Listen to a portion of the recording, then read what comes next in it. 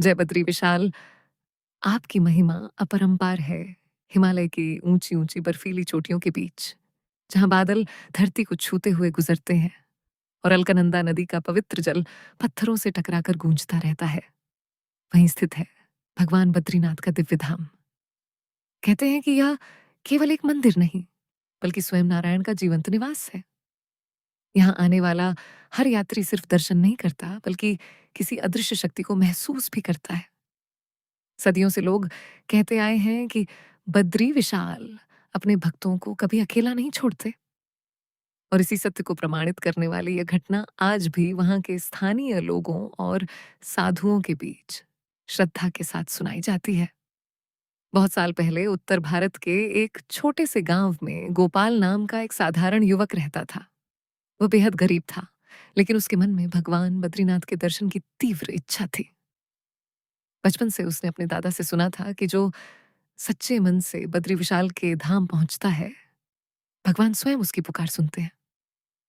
गोपाल दिन रात मेहनत करता, थोड़ा थोड़ा पैसा बचाता और हर रात सोने से पहले हाथ जोड़कर यही प्रार्थना करता, हे बद्री विशाल, एक बार मुझे अपने धाम बुला लो। कई वर्षों बाद उसकी छोटी सी जमा पूंजी पूरी हुई। गांव वालों ने उसे समझाया कि हिमालय की यात्रा आसान नहीं है। वहां बर्फीले तूफान आते हैं, रास्ते टूट जाते हैं और कई यात्री वापस नहीं लौट पाते। लेकिन गोपाल के मन में भय नहीं था। उसने अपनी मां के चरण छुए, भगवान का नाम लिया और एक लकड़ी की छड़ी तथा कुछ सूखे भोजन के साथ यात्रा पर निकल पड़ा। कई दिनों तक वह पहाड़ों के कठिन रास्तों पर चलता रहा। कभी तेज धूप, कभी बरसात, तो कभी पत्थरों से भरे खतरनाक मोड़। लेकिन हर कदम पर उसके होठों पर केवल एक ही नाम था, जय बद्री विशाल। धीरे धीरे वह हिमालय की ऊंचाइयों तक पहुंचने लगा। रास्ते में उसे कई साधु मिले। कुछ यात्रियों ने उसका हौसला बढ़ाया और कुछ ने चेतावनी दी कि मौसम अचानक खराब होने वाला है। लेकिन गोपाल के भीतर वर्षों की भक्ति जल रही थी। उसे लगता था कि अब जब भगवान ने बुलाया है, तो वह दर्शन किए बिना वापस नहीं लौटेगा। जैसे जैसे वह बद्रीनाथ धाम के करीब पहुंच रहा था, ठंड और तेज होती जा रही थी। हवा इतनी बर्फीली थी कि हाथ पैर सुन्न होने लगे थे। उस शाम आसमान अचानक काले बादलों से भर गया।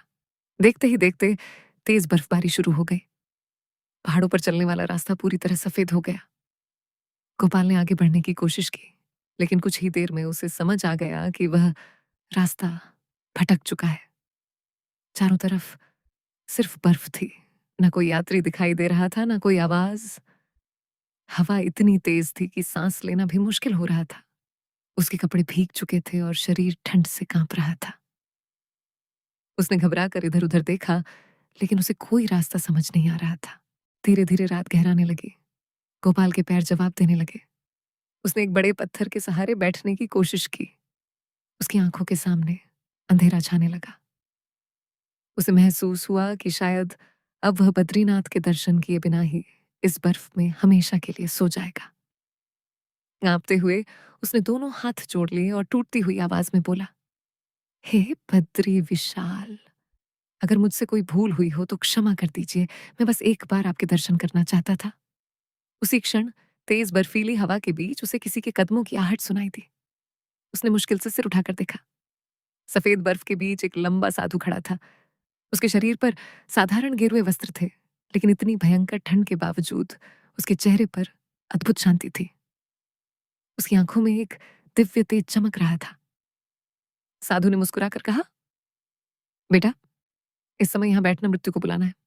उठो, मेरे साथ चलो। गोपाल हैरान था। इतनी रात, इतनी बर्फबारी और इस सुनसान पहाड़ में यह साधु कहां से आया? लेकिन उसके पास सोचने की शक्ति भी नहीं बची थी। साधु ने उसका हाथ पकड़ा। आश्चर्य की बात यह थी कि उस स्पर्श में ऐसी गर्माहट थी मानो जलती अग्नि के पास बैठा हो। गोपाल को अचानक अपने शरीर में थोड़ी ताकत महसूस हुई। साधु उसे धीरे धीरे बर्फीले रास्तों से आगे ले जाने लगा। रास्ता बेहद खतरनाक था। कई जगह गहरी खाइयां थीं, कहीं बर्फ इतनी फिसलन भरी थी कि पैर टिकाना मुश्किल था। लेकिन साधु बिना रुके आगे बढ़ता जा रहा था। गोपाल कई बार गिरते गिरते बचा, लेकिन हर बार साधु ने उसे संभाल लिया। चलते चलते गोपाल ने पूछा, बाबा, आप कौन हैं? इतनी रात को यहाँ क्या कर रहे हैं? साधु बस हल्का सा मुस्कुराया और बोला, जो बद्रीनाथ आता है उसकी रक्षा स्वयं बद्री विशाल करते हैं। कुछ देर बाद दूर कहीं घंटियों की हल्की आवाज सुनाई देने लगी। बर्फबारी भी धीरे धीरे कम हो रही थी। अचानक गोपाल ने सामने दीपकों की रोशनी देखी। उसकी आंखें फैल गईं। वह बद्रीनाथ मंदिर का प्रांगण था। मंदिर के विशाल द्वार सामने खड़े थे और कुछ पुजारी आरती की तैयारी कर रहे थे। गोपाल की आंखों से आंसू बह निकले। वह खुशी से कांप उठा। उसने पीछे मुड़कर उस साधु को धन्यवाद कहना चाहा, लेकिन वहां कोई नहीं था। चारों तरफ सिर्फ सफेद बर्फ थी, ना कोई पैरों के निशान, ना कोई आकृति। गोपाल घबरा गया।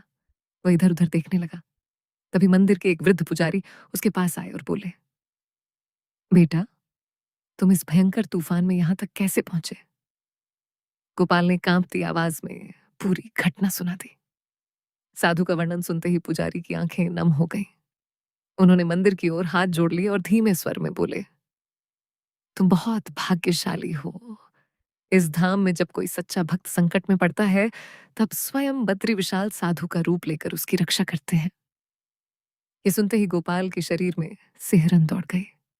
उसकी आंखों से आंसुओं की धारा बह निकली। वह तुरंत मंदिर की सीढ़ियों पर गिर पड़ा और रोते हुए बोला, प्रभु, मैं आपको खोजने आया था, लेकिन आपने तो रास्ते में ही मुझे अपना दर्शन दे दिया। उसी समय मंदिर के भीतर आरती शुरू हो गई। शंख और घंटियों की आवाज पूरे हिमालय में गूंज उठी।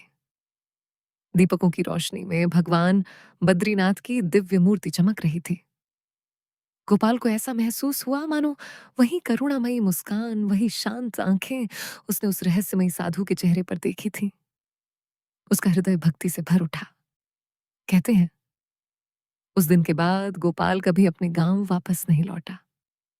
उसने अपना पूरा जीवन बद्रीनाथ धाम की सेवा में लगा दिया। वह यात्रियों की मदद करता, ठंड में फंसे लोगों को रास्ता दिखाता और हर किसी से यही कहता, हिमालय के इन रास्तों में इंसान अकेला नहीं चलता। जब कदम जवाब दे देते हैं, तब स्वयं बद्री विशाल अपने भक्त का हाथ पकड़ लेते हैं। आज भी जब बद्रीनाथ धाम में अचानक किसी भटके हुए यात्री को कोई रहस्यमयी साधु रास्ता दिखाकर गायब हो जाता है, तो लोग श्रद्धा से बस इतना कहते हैं, वो कोई साधारण साधु नहीं थे। स्वयं भगवान बद्री विशाल अपने भक्त की रक्षा करने आए थे। जय बद्री विशाल, जय श्री हरि।